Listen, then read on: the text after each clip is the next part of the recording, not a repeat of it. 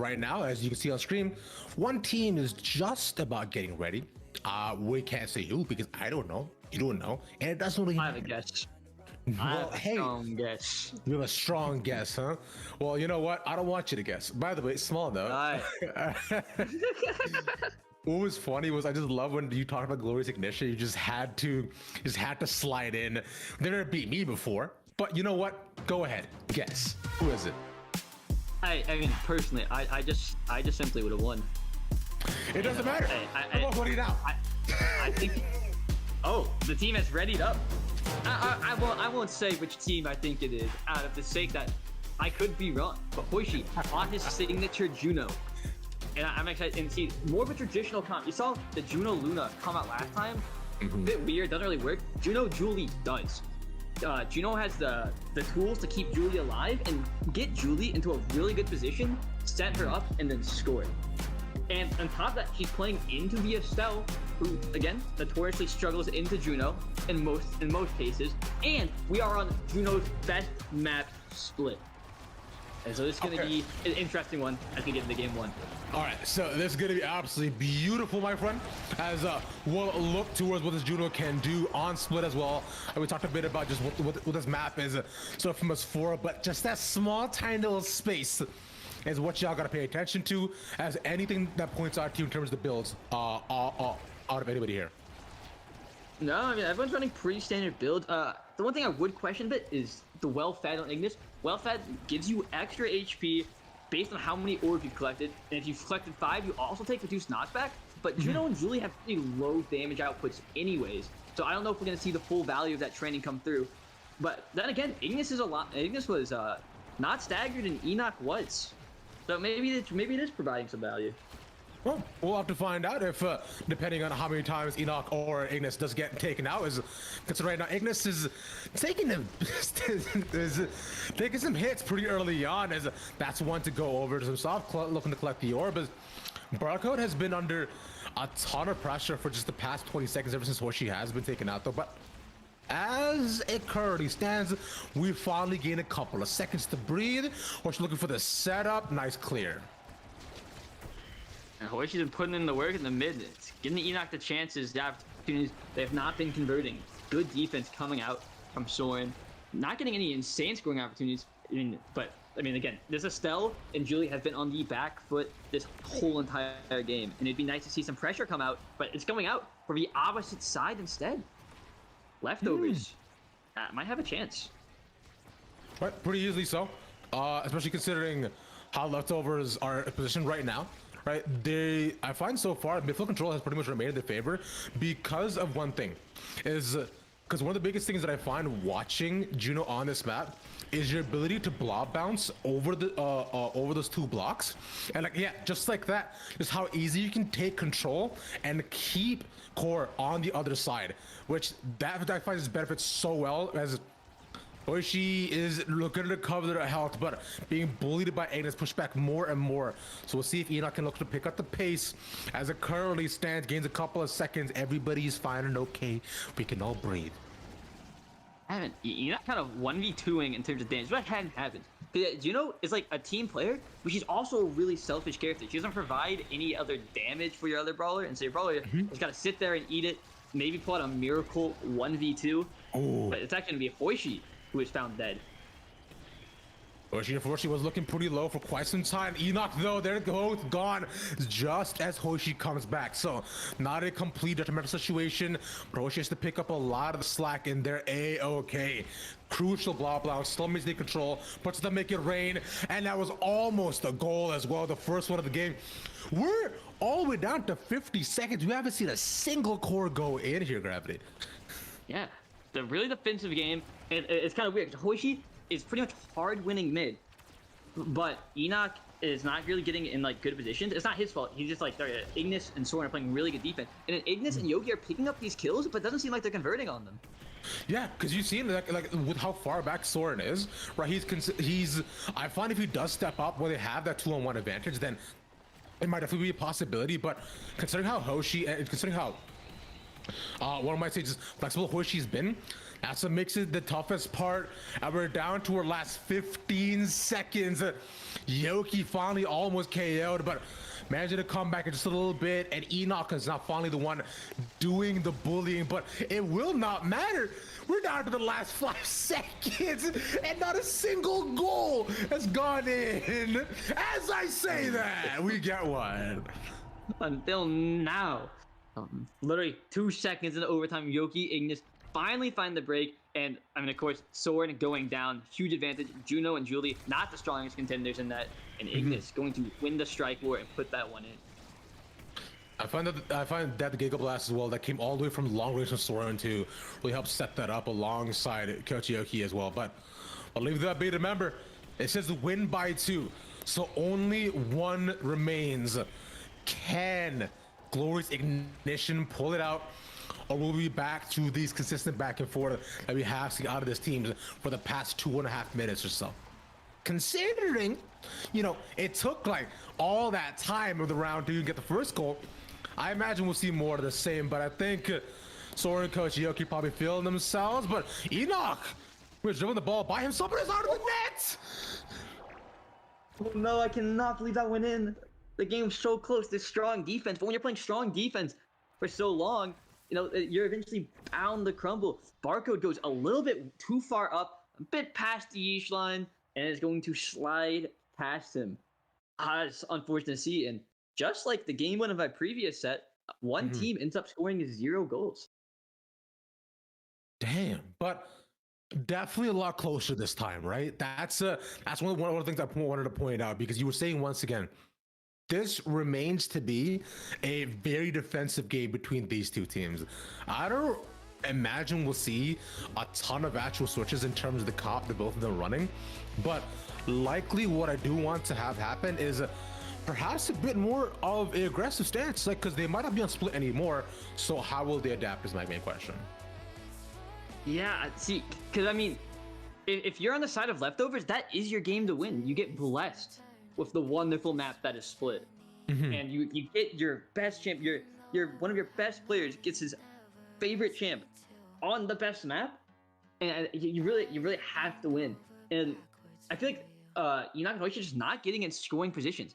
Yeah, they're winning mid, but they're not winning mid like, oh, we're gonna go score type win mid. It's more of that, at least the other team's not winning mid. And when the other team did start to win mid, I mean, Barcode could only hold it down for so long, and it was bound to crumble eventually. And like, if they just convert more on their opportunities, the Leftovers can take this one. But as of now, if we see a similar type of game, whereas Ignition might take game 2. It is entirely possible, right? As currently, I'm sorry we can't replay stuff for US. The 2 goals were the only ones that didn't happen, but I would say I'd be far looking at the rallies that happened for about 2 minutes, because so many of them were extremely close. You almost did seem as though one time was going to happen. But one thing I find that this stood out to me out of many of the games that I've seen, there wasn't a ton of pressure on net from either side. Never did you see, you know, both the striker and the midfielder like all the way up on the other side. Those don't fit 5 seconds. I'm sorry. Okay, my bad. Look, I'm just trying, man. Just, you want to put 5 seconds of you waving. TJ, I'd love that. In fact, big shout out to TJ Productions back end, doing an absolutely wonderful job. His tall self with glasses, great guy. That's just. I'd be down to watch a game replay. And actually, that was a good game 1. I want to see a bit more. It was indeed a fantastic game 1. The Gravity, talk to you a bit more in depth, right, on why you found the game maintained to be so defensive and so even for so long. I think it was because the players were kind of evenly matched. I mean, Yokie was doing a bit better than Hoishi, but because of his champ, was he was playing Estelle, you know, you don't have a very easy time winning mid as a game going over and over again, but the Estelles keep on winning mid. But I mean, it was kept insanely close, especially in that early game. Juno was doing a really good job keeping Yokie out of it, but like that early game when they needed to convert, it just wasn't happening. And again, I think there's a world where Hoishi and the rest of Leftovers win. But it's gonna need to come, I think, maybe even a little bit stronger winning mid, because he was winning mid, But I mean, even with the way they're winning mid, it just wasn't enough. And it looks like we are about to get into game 2 for BO3. Wonder if we're gonna see the Juno pick again, what map we're gonna get, what orb we're gonna get. Right, because the orb is not something we talked about previously, and that's the X. That's the X that we were talking about, right? Because like we've been seeing how previously it was a green orb, right? So we'll see how that does match change the game, whether we get the red, the purple, the blue, and so on and so forth. But we can talk a bit about that once we load in, my friend. And alrighty, we got a fun game ahead of us. Yeah, everyone's favorite map, Narrows, is the only choice. Map very hard to kill on. So when you're playing this kill comp, Hoishi and Ignis, you know, the map's normally hard to kill on, I promise, but Yokie and Ignis make it look easy, but barcode in the 1v3, keeping it up. That wasn't supposed to happen. I love that. It's just like, I don't know how you find a way to be so exponentially wrong. So I don't know, but it's great. It's a true fact. I promise. And in fact, the comp should be doing the killing is the Estelle X. But I mean, Ignis is putting in the beatdown. Yeah, they are. I love your predictions, Gravity, man. Never change, bro. Hopefully. Nice save by Soren too. That was gonna be a bit of a tougher, but Enoc looks to get it up, managed to TP away, still fine. But it seems to be more of a rally between goalies as of this current point. Enoc though tries to get it with the bull rush, not able to happen, but look at the health bars of both these two, and no! Soren makes you goodbye a hair. Unfortunate. Don't think Soren is ready. We'll see here in the replay. Enoc putting in a lot of pressure. I mean, Yokie is down, so they are in the 2v3, but Hoishi and Enoc very low. And, I see what happened. Soren's strike shot actually messed up the strike. The strike shot kind of messes up your normal strike timing, and it locks you in place for a little bit. And, I mean, you should have hit the strike shot in the first place, but if you do miss it, it's actually a quite punishing ability. Okay, yeah, and you saw it was within a matter of seconds that it was looking to be that he might be able to cover it, but just inches are what allowed that to happen, and this is what I wanted to see. Right, all this pressure going forward. Yokie putting the piercing shots to the back end, and Enoc not able to do what X loves most, which is bullying Julie. Even right now, having a couple of seconds, but Soren was trying to save Ignis that he wasn't able to see. That Enoc would have been distracted him. Hey, a core's coming my way. Let me just get that in. And I think seeing a bit of red. Good job of Hoishi getting the core up. And it's interesting because now that he's playing the mirror matchup in the VSL, Hoishi seems to be doing a much better job. You know, Enoc and Ignis and Yokie are doing a lot more damage than Hoishi's purely focused on the core control, and it seems to be working. Because despite Enoc being dead, they are getting no extra pressure, and Hoishi is still just locking it down. Yeah. Well, you've seen just how far they've been playing. Like, it has been working out, but Ignis though is trying to at least fight up against Enoc, but so much time done that is just enough that they get one in. Well done by Ignis. Let's see how the setup was too, because you saw it knocked him back even farther. Enoc was able to go in. The bull rush that gives him a couple of seconds, but see, immediate shot back. Yeah, Yokie using a good use of that Estelle primary, and you see Yokie has a really good understanding of how the game's supposed to work, and that's what makes him such a good player. And I don't think anyone understands the concept better of when you're supposed to damage your opponent and when you're supposed to core control. It's the most important skill to learn on Estelle, and he's doing it so good. Not only is Enoc dying on repeat, he's also somewhat matching Hoishi's core skill. He's doing both. Enoc about to fall here. Oh, wait, that was within seconds too, because you saw that my man actually went in with the bull rush too, right? He saw the opportunity, but barely not surviving. To Ignis manages to get it, man, get the KO too, and save that. What a play by Ignis. Oh man, that was cool. Ignis almost actually hit Enoc into the core. Now that would have been something else, right? But Enoc now playing super far forward again. Ignis doing the Lord's work. A 6 KO streak for him too. What a start off. And now just maintaining offense super far up. As you mentioned, how Yokie playing that midfield, But as it currently stands, they need to be up by 2. They got a lot of time between both these teams. Be able to rack up 1 goal. As that's another pressure put on. He's gone. Ignis moves himself back. He's still defending, but it's just not enough. Bro, Enoc for that adrenaline rush made quick work of the whole team. You're gonna see it all in the goal replay. Enoc finds Yokie. Yokie a little too close to the edge, and he finds a bit more after. They cut it off. I don't think that one's PG. Enoc is just too violent. Man, Enoc, the absolute destroyer of worlds right now.